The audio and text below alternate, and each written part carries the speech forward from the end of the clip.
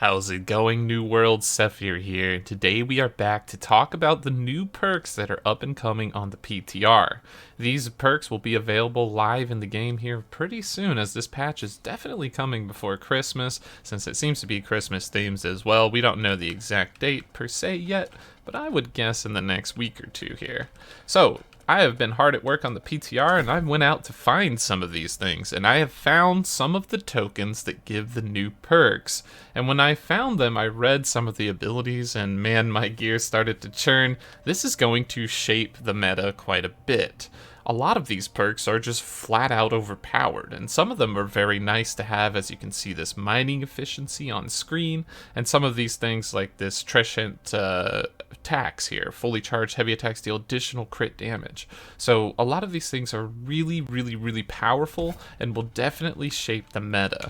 I went into the crafting stations and looked at where you could apply a lot of these things, and it seems like you could pretty much get these new perks on any weapons, as well as some new perks coming from the armors. A few things that stood out to me were Mortal Strike reducing abilities, or healing reduction as they call it in this game, on pretty much every single weapon in the game, coming from crits against targets below half health, as well as just fully charged heavy attacks proccing this ability. So that's definitely going to shape the game up a little bit. Maybe not a little bit, a lot of it. And I'm definitely a little bit concerned on how that's going to play into the meta. So let's go ahead and dive into that and talk about it. And for this part here, we are going to reference a post from one of the New World devs that completely laid out all the new perks for us very nicely, which is going to be great. So let's go ahead and hop over to that post, and I'll tell you all about each of the new perks, how I think it's going to shape the meta, which ones are worth and which ones are probably a hard pass. So let's go ahead and dive on into that. Alright, and here we are on the December PTR Patch Notes post from one of the developers. I will put the link to the post here in the description down below so that you can check it out yourself and read the full list of patch notes, because there's a lot more here than just perks. There's also some weapon stuff which we will talk about in another video, because there's a lot of great frame data, and if you've ever played any fighting game like me, you'll know that frame data is very important, because you can know when to launch your attacks and when to not do so, and what to fight against. But about perks, let's go ahead and dive into that, because that's what this big thing's going to be about. So they have a few changes to some of the gems in the game. The Exhilarate perk from the gem is going to be worded a little differently, so that it actually reflects that when you get low on HP, your target is going to take more damage, rather than like your target being low. And then they have changed the Retaliate perk. The Retaliate perk for the weapon was generally the worst perk. It didn't make sense. Now it makes a little bit more sense. When you get hit 3 times, you're going to get 3 extra attacks that do additional damage, and it's probably going to be halfway decent.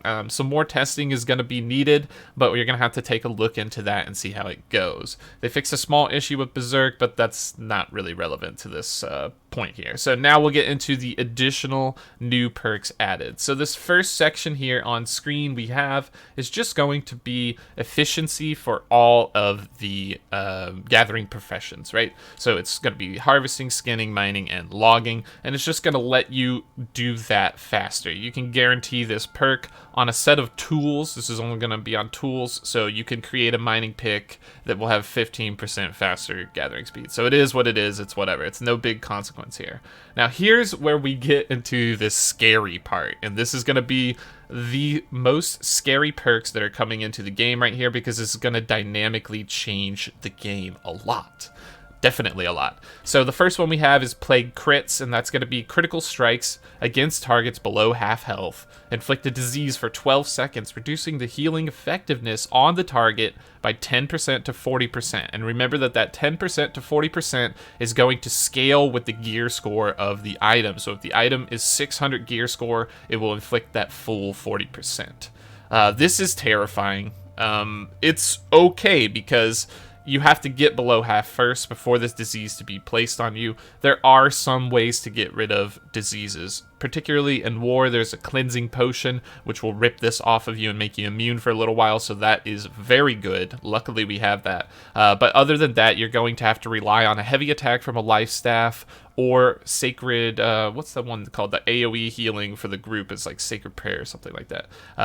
That one will basically, Splash of Light, that's right, Splash of Light. That one will remove debuffs from everybody that it heals as well, so you might be able to cure this, but maybe not. So what this is going to be is like essentially a 50 or 40% nerf to healing overall, because I feel like every good PvP player is going to have this on their weapons. This or its alternative counterpart, which is much worse. Plague Strikes, heavy attacks against the target inflict a disease for 8 seconds, reducing healing by the same amount, 10 to 40%. Now, this is a lot worse because this means every single heavy attack, regardless if you're 100% HP or 10%, it doesn't matter, it's going to inflict this healing reduction. And I looked in-game, it's on ranged weapons. Oh my god. Why is it on ranged weapons? It's on a heavy shot for a bow. It says you can get the perk in there. So you could get sniped a mile away by a heavy bow shot and be suffering with this disease, reducing your healing by 40% for 8 seconds. It's very, that's too much, right? We all wanted Mortal Strikes. We wanted healing reduction in the game, but not healing reduction on everything all the time. That's a little bit much, right? So this conditional healing reduction, right? This one's not bad. It does last a little long. 12 seconds is way too long. But something like having healing reduction in small windows is always best. Especially if it's a large amount in a really small window, because that allows the player to play around it, and it calls for the player who put the affliction on to actually use it at a proper time, instead of just placing it on someone and not worrying about it. And, they don't have to think, they don't have to react, they don't have to do anything, right? So when you have a 12-second window, that's just like, ha ha ha, I'm attacking you, put it on, okay, like, there you go. And even worse, like 8 seconds, yes, this is a little bit less, that's good, but it's every heavy attack. So like, if you just heavy attack with the sword or something, which has a very small wind-up charge, then, boom, there you go. They're already Mortal Striked or healing reduction, and they have 40% less healing. So this is a bit concerning for PvP, because it's going to feel like everyone's going to have 40% reduced healing, no matter what you do.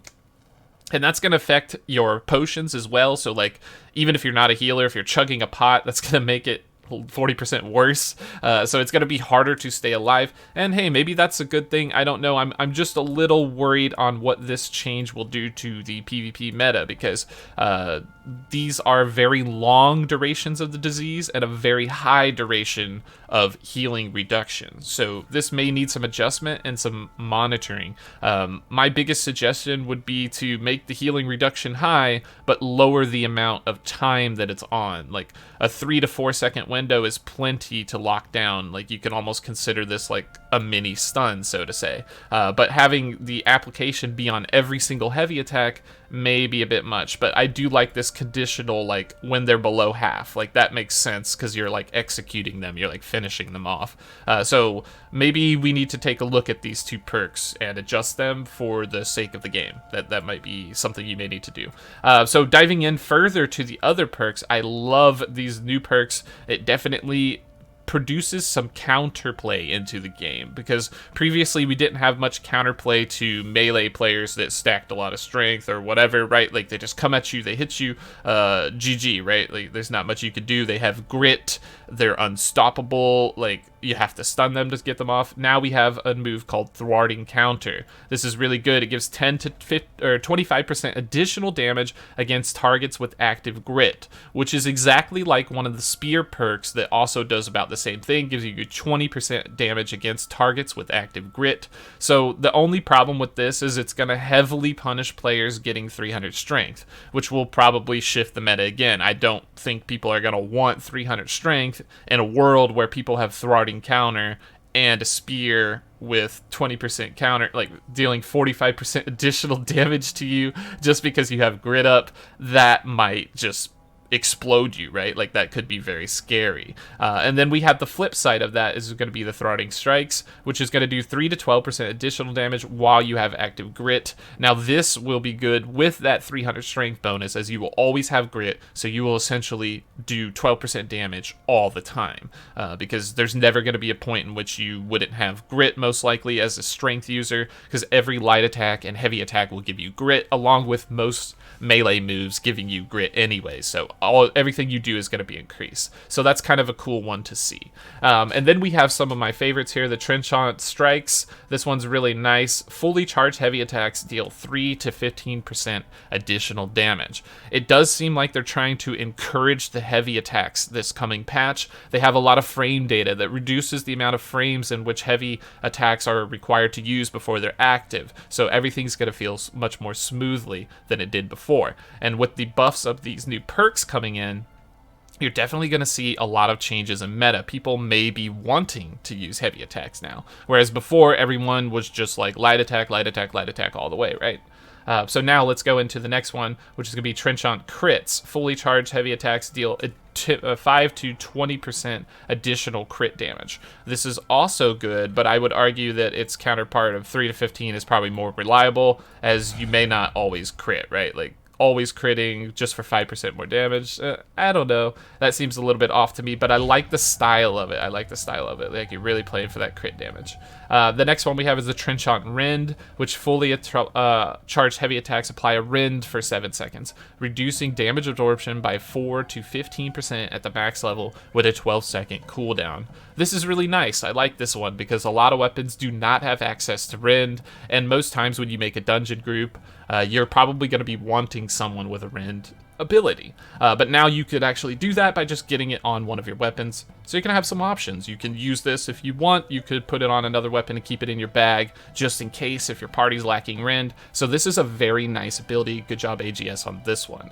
So looking at it, 15% is very nice, and I like that it comes on the heavy attacks again, so further encouraging players to use heavy attacks. Now, if that wasn't encouragement enough, let's go on to the next skill. This is going to be Trenchant Recovery, my personal favorite of this patch. Fully charged heavy attacks heal the player for 10 to 30% of the damage dealt.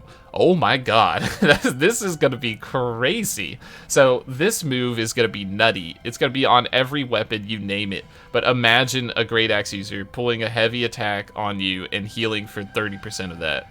Plus an additional, like, let's say it crits, they're going to heal for another 10%, plus another 10%. It's going to be nutty, right? They're going to heal for half the damage, so their HP is just going to be skyrocketing, going up.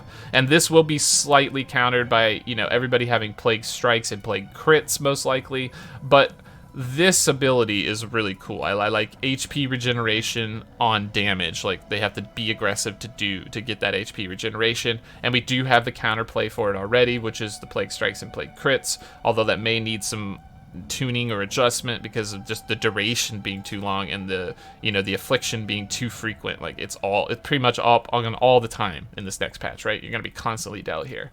And then we have some really interesting bottom two perks. These last two are very important. This is going to be the Physical Aversion, and this is going to be on the armor. So you're going to take 2 to 4% less from ranged physical, light, and heavy attacks. So this is going to be a way for you to stop ranged damage, I suppose. And then you also have the same for elemental. So you can have elemental ranged damage reduction in standard attacks. So it's be light and heavy. So it's be both of them. So if you're a player that's worried about being sniped from 10,000 miles away, this could be the perk for you. But this is going to be a hard nerf pretty much to every ranged class in the game, right? Because why would you not want physical or elemental aversion on your armor? There's no reason not to have it, because as it stands right now, true in-game BIS armor is pretty much resilient and then a perk of your choice if your class or if your weapon build needs that perk for the skill, right?